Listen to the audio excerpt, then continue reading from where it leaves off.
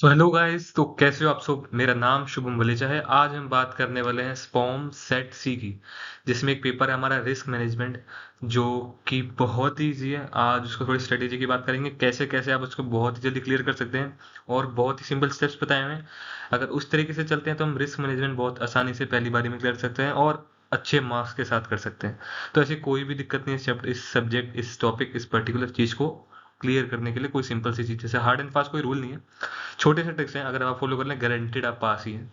ठीक है, तो हम स्टार्ट कर रहे हैं भाई रिस्क मैनेजमेंट। ठीक है, इसमें पहली बात तो बता, 8 से 9 चैप्टर है, 9 चैप्टर आपके आगे दिख रहे हैं। और रिस्क मैनेजमेंट जो ये पूरा टॉपिक है ना, ये बेसिकली आपको लग रहा होगा कि बहुत इसमें स्ट्रेटेजी है, स्टैटिस्टिक्स वगैरह, कुछ भी नहीं है। बहुत ही ईजी है। ठीक है, बहुत ईजी, ज़्यादा कुछ है ही नहीं। बहुत छोटी छोटी पीडीएफ्स हैं, 10 10 12 12 पेज की। एक चैप्टर थोड़ा सा बड़ा है, वो मतलब 12 15 20 पेज का होगा, बाकी सारे 10 15 पेजेस के। तो बहुत ईजी से, कोई दिक्कत वाली बात नहीं, आसानी से सब हो जाएगा। ठीक है, तो नेक्स्ट हम चल रहे हैं चीज़ों के हिसाब से जो कैसे कैसे दिख रही वाली है। ठीक है, अब फर्स्ट हमारे पास है कैसे हम इसको क्लियर कर सकते हैं। नॉर्मल सी गाइडलाइंस है भाई, सेट सी है। हर साल हो रहा, अब हर बार हो रहा है, काफ़ी टाइम से हो रहा है। ठीक है, हर बार देखोगे हर बार लेवल बढ़ता जा रहा है इसे का, तो दिक्कत तो हो रही है बच्चों को। पहले जो सेट सी में हर पेज हमेशा आर्बिट्रेशन इंसॉल्वेंसी पकड़ते थे, अब रिस्क मैनेजमेंट पकड़ने की कोशिश कर रहे हैं। तो ठीक है, बहुत ही ज़्यादा सिंपल है, ऐसी कोई दिक्कत है ही नहीं। ठीक है, ऐसी कोई दिक्कत है नहीं। ठीक है, नेक्स्ट, सिंपल सा।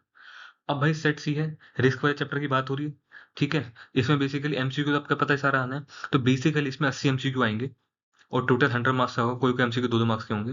तो जब मैंने अपना दिया था वाला एग्जाम, तो बेसिकली इसमें क्या क्या था कि भाई हर 2 मार्क्स के वाले तो क्वेश्चन थे, मोस्टली 1 1 मार्क्स वाले क्वेश्चन थे, कहीं कहीं जगह 2 2 मार्क्स वाले थे।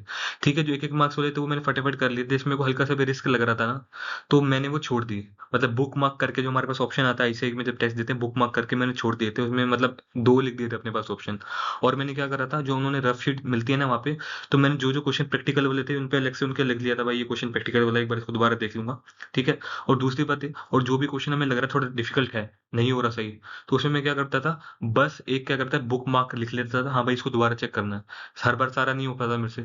ठीक है, हर बार ऐसे हो ही नहीं पाता था, तो बस वही करता था भाई, जो जो प्रैक्टिकल क्वेश्चन थे उनका नाम लिख लेता था। एंड नेक्स्ट, जो भी बुक मार्क में रख लेता था, जो जो रिस्की लग रहे हैं, जिनको दोबारा मुझे देखना है भाई, नहीं एक बार दोबारा देख के हो जाएगा, जिसमें थोड़ा रिस्की लग रहा है भाई, सी आएगा, डी आएगा, ए आएगा, बी आएगा, जिसमें दो में ऑप्शन में स्टिक लग रहा है, उसको बुक मार्क करके अपना साइड में रख लेना। ठीक है, नेक्स्ट, अब आ रही एग्जाम प्रिपरेशन स्ट्रेटेजी कैसे करनी है। अब प्रिपरेशन की बात लेके चल रहा हूँ, इसमें मोर देना 1 week is much sufficient. Much sufficient. आप डेली जाके 1 से 2 घंटे, 1 से 1.5 से 2 घंटे पढ़ लेते हो तो बहुत है हमारे लिए। ठीक है, डेली बस आपको जाना है, हर एक चैप्टर उठाना है, उसकी पीडीएफ डाउनलोड करनी है ऐसे मॉड्यूल की। सिंपल एक पेज पढ़ना है। ठीक है, पहले पेज आपका इंट्रोडक्शन में हट जाएगा, लास्ट के 2 3 पेज आपके क्वेश्चन आंसर में हट जाएंगे। तो बस आपको गिनती के 8 से 9 पेज पढ़ने हैं, बहुत ही सिंपल सा ये। अगर सबकी आप अच्छे से पढ़ते भी हो ना, हर एक चैप्टर को गो थ्रू करते हो, तो मुश्किल से 20 से 25 मिनट में एक चैप्टर की रीडिंग बड़े प्यार से हो सकती है। उसको अगर आप रिवाइज करना चाहते हो तो और अच्छे से रिवाइज हो जाएगा, 2 बार कर सकते हो। तो मुश्किल से 1 घंटे में आप, अगर आप ढंग से एक चैप्टर भी कर लो तो बहुत है। 8 चैप्टर है, 8 चैप्टर में अगर आपने स्पीड अप से भी ढंग से करा, तो मुश्किल से 4 से 5 घंटे में, 3 से 4 घंटे में बोल सकता हूँ, अगर ढंग से आप बैठ के कर रहे हो तो 3 से 4 घंटे हमारे लिए इनफ है, बिल्कुल। ठीक है, अब बात करें टॉपिक्स की। टॉपिक्स अब देख लो, मतलब मैंने तो नॉर्मल लेके चलो, डिस्क वाले में क्या क्या चीज कवर होगी। अगर मैं थोड़ा आपको ओवरव्यू दूं, कैसे कैसे रिस्क होता है, मतलब जितना आपने पढ़ा होगा ना, मतलब अगर मैं सीए के पॉइंट ऑफ व्यू से बात करूं, कि जितना अभी तक आपने पढ़ा है पुराने इंटरमीडिएट में, तो उससे लिंक है थोड़ा बहुत। पर ऐसा कुछ प्रैक्टिकल आपको नहीं मिलेगा बिल्कुल भी। 1 से 2 आपके फॉर्मूले आपको मिलेंगे, जिसके बेसिस पे आप ये चीजें कर सकते हो। बाकी ऐसा हार्ड एंड फास्ट कुछ भी नहीं है, आसानी से सब हो जाएगा। ठीक है, एंड हैक्स टू क्लियर, भाई देख सिंपल सी बात है। आप पेपर अटेम्प्ट कैसे करना है, मैं सीधे बताऊं तो, इसमें देखो माइंड मैप की हमें ऐसी कोई जरूरत है नहीं, निमोनिक्स की हमें यहाँ पे कोई जरूरत है नहीं, मॉक टेस्ट एंड रिवीजन की कोई जरूरत है नहीं। तो देखा जाए तो अब हमारे ये सारे पॉइंट हट जाएंगे, निमोनिक्स हट जाएगा, माइंड मैप हट जाएगा, मॉक टेस्ट हट जाएगा। सिर्फ आपको ये करना है ये दिस। ठीक है, स्मार्ट एमसीक्यू प्रैक्टिस, कुछ भी नहीं करना भाई। स्मार्ट की नॉर्मल बताऊं, हर एक चैप्टर के बाद अगर आप एक उसका जो आईसीए के मॉड्यूल के क्वेश्चंस के आंसर्स है, क्वेश्चन आंसर एमसीक्यू पर खुद से प्रैक्टिस कर ले, तो भाई इंटेंशन नहीं देखना। आप एक क्वेश्चन करने बैठो, एग्जाम में कैसे करने बैठोगे बस वैसे ही करने बैठना है। ठीक है, एमसीक्यू में क्या होता है भाई, हमने गो थ्रू कभी देखा नहीं, अरे एमसीक्यू आया है, पेपर वाली फीलिंग ही नहीं आती। तो जब भी आप कोई भी एक चैप्टर खत्म करो, as compare to this exam और फॉर एनी एग्जाम, एमसीक्यू वाला भाई उसको ढंग से पहले देख लो कि हाँ भाई मैं पेपर की तरह कर रहा हूँ, अपना 100% दूंगा, अपना अच्छे से सोचूंगा मैं उसको। बेसिकली सोचना ये है कि मैंने अपना कितना ग्रेन कर पाया हूँ, उसको मैं ढंग से अप्लाई कर पा रहा हूँ बस।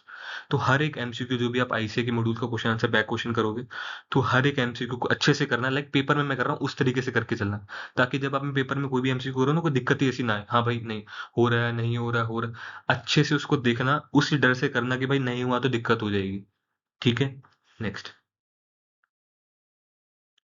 ओके, ठीक है। टाइम एंड एरर मैनेजमेंट, भाई टाइम क्या 2 घंटे का है, 80 क्वेश्चन आने हैं, 100 मार्क्स का है, ठीक है, सिंपल सा, ये सब आपको बताइए। तो पहले 1 घंटे में कोशिश करना आप 20 से 25 क्वेश्चन बड़े प्यार से कर लो। अगर मैं लेके चलूँ, नहीं सॉरी सॉरी, एग्जाम में आपको क्या बताना चाह रहा हूँ, आधे घंटे में 25 क्वेश्चन, हर आधे घंटे में 25 25 25 25 25, उस हिसाब से बनते हैं 100, आपको करने ऐसे। मगर जो 2 मार्क्स वाला है उसमें आपको ज्यादा से ज्यादा टाइम देना है, ताकि वो अच्छे से हो पाए। ठीक है, 2 मार्क्स वाले में ज्यादा टाइम देना है, अगर उसमें थोड़ा रिस्की लग रहा है तो उसको बुक मार्क करके साइड में रख लेना, ताकि आपको कैसी भी दिक्कत ही ना आए। ठीक है, तो बुक मार्क वाला ऑप्शन, भाई जो प्रैक्टिकल वाले क्वेश्चन है, मतलब प्रैक्टिकल वाले मुश्किल से दो या एक फॉर्मूला ही है, बस वही याद करना है आपको, तो उसका आपको कोई क्वेश्चन नहीं मिला था मेरे को टाइम में, मेरे भी तो बहुत इजी सा गया था, मेरे अप्रोक्स 70 कुछ ऐसे अप्रोक्स मार्क्स, तो ऐसी कोई दिक्कत आई नहीं थी, पहली बारी में हो गया था। तो मतलब मैंने क्या करा था, डेली बेसिस पढ़ता था, एक चैप्टर करा, उसका समरी वगैरह देखा, तो उसके बेसिस पे मैंने करा, तो बहुत आसानी से हो गया था। ठीक है, तो जाके मतलब ये करना, हर आधे घंटे, मतलब हर आधे घंटे की स्ट्रेटेजी होनी चाहिए भाई, मेरे 20 से 25 क्वेश्चन हो जाए, ताकि जब एंड का टाइम हो तो मेरे पास 10 से 12 15 मिनट बच रहे हो, ताकि मैं जो मैंने बुक मार्क्स वाले करे हैं वो मैं ढंग से दोबारा गो थ्रू कर पाऊँ। जब at the time of final submission, हाँ भाई मैंने वो गो थ्रू कर लिए, जो होगा देखा जाएगा, मैंने अपने हिसाब से 100% दिया है। तो इस बेसिस स्ट्रेटेजी को लेके चलना भाई, कितनी स्पीड से करना है। अच्छे से हम पढ़ लेते हैं, मगर वो बहुत तेजी से दिमाग नहीं चल पाता है। ठीक है, उस एग्जाम के टाइम, मतलब वो एमसीक्यू वाला बेसिक का है, तो जितनी स्पीड से आप ढंग से कर पाओगे, मतलब जो आप आईसीए के बैक क्वेश्चन ढंग से करोगे भाई, हाँ देख लिया, अच्छे से देख लिया, हाँ भाई हो गया, मेरे को समझ आ रहा है, तो उसके बेसिस पे आप ये कर सकते हैं। ठीक है, तो तो ये मेरे लिए ठीक है भाई, डेली फोकस करना है, मतलब ऐसा देखो मैं आपको बताऊं तो इसमें ऐसा कुछ कैलेंडर वाला इशू है ही नहीं। ठीक है, इसमें आपको कैलेंडर वाला कोई इशू है ही नहीं, स्टडी कैलेंडर की जरूरत नहीं है, ऐसे कोई प्रायोरिटाइज नहीं करना है, हैवी टॉपिक सब आपको पढ़ के जाना है। ठीक है, फिर डेली अगर आप पढ़ लोगे ना 7 वीक्स, मतलब 7 दिन, तो ये आराम से हो जाएगा, ऐसी कोई दिक्कत बिल्कुल भी नहीं आएगी, बिल्कुल भी, जिसको कह रहा हूँ। ठीक है, बिल्कुल ईजी है। And next next next next हम चलते हैं एक बार, भाई आप ढंग से एक बार चीजों को देख लो कि भाई अच्छे से आप ये चीज कंसेप्शनल अच्छे से देख के चलो, क्वेश्चन कैसे भी आ सकते हैं, मतलब इतना मुश्किल नहीं आएगा जितने मैं आपको समझा रहा हूँ, बहुत इजी सा आएगा। मतलब ये कि जो टॉपिक आपको पढ़ा उसका थोड़ा बहुत पता हो, हाँ भाई ऐसे था। हाँ भाई, अगर मैं सपोज किसी पिच का पढ़ रहा हूँ, तो डिफरेंट टाइप्स ऑफ पिचेस थी, तो उसमें एक पिचेस थी जिसमें 2 से 30 इतने मिनट लगता है, तो मतलब जो भी चीज आपको पता हो ना, वो आप अच्छे से कर पाओ उस टाइम, बस सिंपल सही है। ठीक है, and we can end this. और अगर आपको लग रहा है कि और कोई स्पॉम की आपको लगता है कि रिवीजन चाहिए, या अगर रिस्क मैनेजमेंट का भी लगता है आपको चाहिए, तो प्लीज मेरे को इस कमेंट सेक्शन में इस वीडियो को बता सकते हो, ताकि मैं बहुत ही क्रिस्प में कुछ चीजों को बता दूंगा भाई, ये इंपॉर्टेंट ही वो कर लो। सारा ना बता के, अगर मैं आधे घंटे में सारे इंपॉर्टेंट टॉपिक्स बता देता हूँ, तो इसको लेके जो लग रहा था मुझे करने चाहिए और मैंने करी भी थी, इस वजह से पास हुआ, तो आप मेरे को इस कमेंट सेक्शन में बता सकते हो विदाउट एनी हेजिटेशन। ठीक है गाइज, मिलते हैं हम इस स्ट्रेटेजी और एग्जाम के बाद। Thank you.